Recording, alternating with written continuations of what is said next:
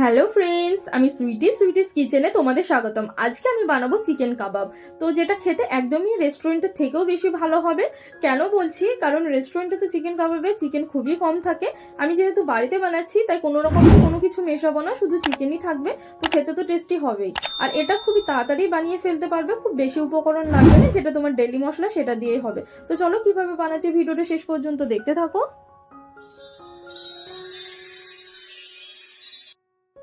এখানে আমি চিকেন কাবাব বানানোর জন্য বোনলেস চিকেন নিয়েছি 500 গ্রামের মতো। আর চিকেনগুলোকে খুব ভালোভাবে পরিষ্কার করে ধুয়ে নিয়েছি।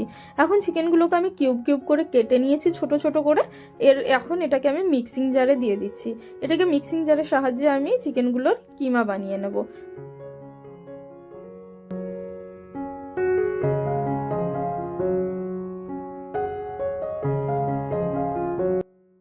দেখো, কিমাটা আমার বানানো হয়ে গিয়েছে। এখন এটাকে আমি একটা বলে ট্রান্সফার করে নেব। সেই জন্য আমি একটা পরিষ্কার বল নিয়েছি, আর এতে আমি চিকেনের কিমাটাকে ট্রান্সফার করে নিচ্ছি।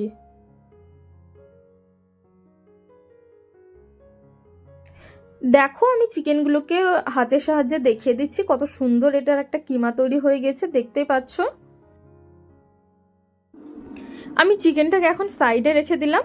আর এখানে আমি দুটো মিডিয়াম সাইজের পেঁয়াজকে ভালোভাবে ছিলে ধুয়ে পরিষ্কার করে নিয়েছি, আর ছোট ছোট করে কেটে নিয়েছি।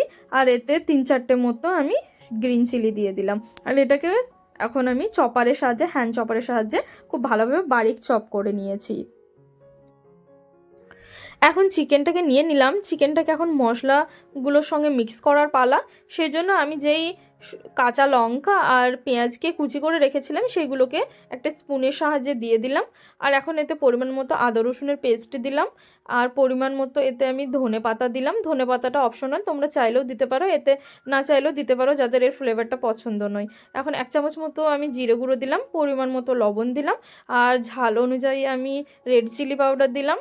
আর অল্প পরিমাণে আমি এখানে ধনে গুঁড়ো দিলাম, আর 1 চামচ মতো এখানে গরম মশলা পাউডার দিলাম। আর এখন আমি একটা লেবুর রসকে চিপে রেখেছিলাম, সেই লেবুর রসটা দিয়ে দিলাম। আর এতে পরিমাণ মতো আমার 2 চামচ লাগবে, তাই 2 চামচ মতো আমি সয়া সস দিলাম। তোমরা তোমাদের চিকেন অনুযায়ী দিও। আর এতে 1 চামচ ভিনেগার দিলাম। এখন এইগুলোকে খুব ভালোভাবে মিক্স করে নেব একসঙ্গে হাতের সাহায্যে। দেখো, খুব সুন্দর মিক্স করা হয়ে গেছে চিকেনের সঙ্গে মশলাগুলো। আর এখন এটাকে আমি একদমই রেস্টে রাখবো না, রেস্টে রাখলে চিকেন থেকে জল বেরোবে, তখন এটা মানে কাবাবগুলো ফ্রাই করতে গিয়ে ভেঙে যাবে। তো দেখো চিকেনের পরিমাণটা আমি কতটুকু নিয়েছি, তোমরা এইভাবে নিও। তোমরা চাইলে এটা কমিয়ে বা পরিমাণটা বাড়িয়ে নিতে পারো তোমাদের সুবিধার্থে। তো এখন দেখো আমি হাতের সাহায্যে খুব ভালোভাবে একটা শেপ দিয়ে দিলাম কাবাবের মতো। এখন আমি একটা ডিমকে একটা বাটিতে ফাটিয়ে রেখেছিলাম, সেই ডিমের মধ্যে ডুবিয়ে ব্রেড ক্রাম্বসের সাহায্যে কোট করে নেব। তোমরা চাইলে ব্রেড ক্রাম্বসের পরিবর্তে বিস্কুটের গুঁড়ো ব্যবহার করতে পারো। তো আমি ব্রেড ক্রাম্বসই নিয়েছি। তো ব্রেড ক্রাম্বসের সাহায্যে খুব ভালোভাবে এটাকে কোট করে নিয়েছি, দেখতেই পাচ্ছ আমার একটা তৈরি হয়ে গেছে। তোমরা চাইলে এটাকে ডবল কোটও করতে পারো, আমি সিঙ্গেল কোটই দিয়েছি। তো এইভাবে আরও একটা তোমাদের বানিয়ে দেখিয়ে দিচ্ছি, তোমরা দেখো আর এইভাবে বানিও।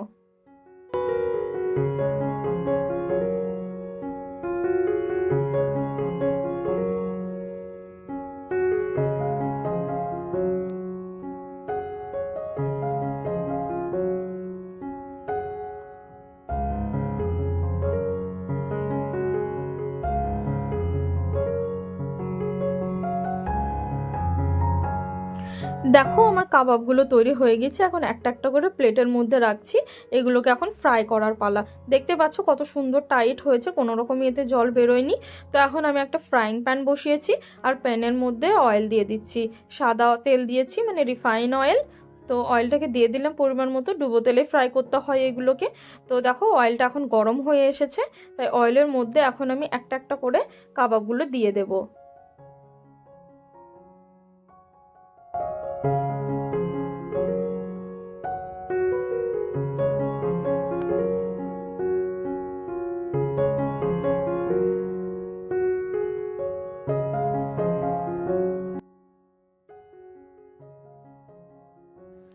দেখো, কাবাবের এক সাইড ফ্রাই হয়ে গেছে, খুব সুন্দর কালারটা এসছে। সেই জন্য আমি কাবাবগুলোকে অন্য সাইডে উল্টিয়ে দিচ্ছি, যাতে ওই সাইডটাও খুব ভালোভাবে ফ্রাই করা হয়।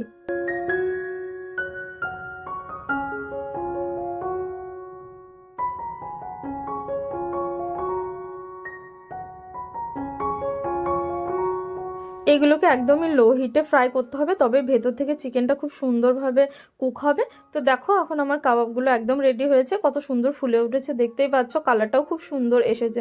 তো এখন আমি একটা ছাকনার সাহায্যে তেলটাকে ভালোভাবে ছেঁকে কাবাবগুলোকে আমি একটা প্লেটের মধ্যে উঠিয়ে নিচ্ছি।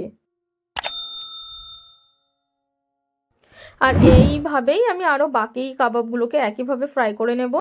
দেখো চিকেন কাবাব কিন্তু আমার একদম রেডি। তোমরা দেখতে পেলে কিছু ঘরোয়া উপকরণ দিয়েই কত সুন্দর রেস্টুরেন্টের মতোই একদম চিকেন কাবাব কিন্তু রেডি। তো তোমরা একদিন এটাকে এইভাবে বানিয়ে খেও, আর কেমন হয়েছে সেটা কমেন্টের মাধ্যমে জানিও। দেখা হচ্ছে নতুন একটি রেসিপি নিয়ে। Thanks for watching.